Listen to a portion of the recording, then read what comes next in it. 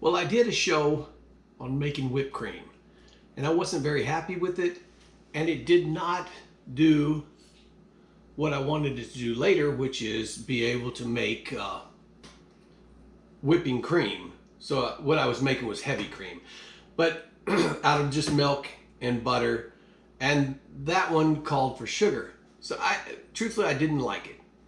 So I'm gonna do an easier one. So basically, this is my 1/3 cup. We're gonna do 2/3 cup of milk and 2/3 cup of butter. And I'm gonna melt the butter in the microwave first before we get going on this. And then what I found is, don't melt the butter in a glass jar with the milk, because it just ends up overflowing. The glass jar gets too hot. Use something that's microwavable, safe, but is plastic, so it doesn't overflow it. So let me melt that butter, and then I'll be right back. Okay, so the butter's completely melted. Then I'm going to put in 2/3 cup of milk. And I make this because my wife likes it better, but I figured out the price wise of what they're charging right now for heavy cream. And it's still, even using this amount of butter and this amount of milk, it still comes out cheaper. And plus, you know, not everybody can just run out and buy heavy cream for a recipe or whatever. She loves it in her coffee, which I'd have to say it does taste better than the heavy cream you buy.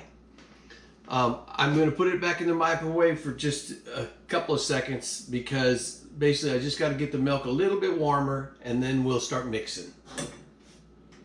Okay, so you should be able to see that the milk and the butter are kind of separated. The butter all came to the top. Now you're going to have to use something. If you have one of those really good blenders, I don't know, my blender may work for this, but this emulsifier is a little better, because basically that's what you're going to do. And you have to do it for 4 minutes, okay?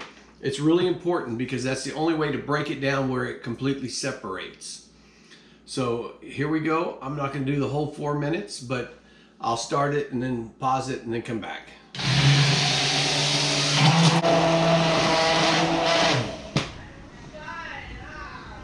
All right. So let me get this off without dripping everywhere.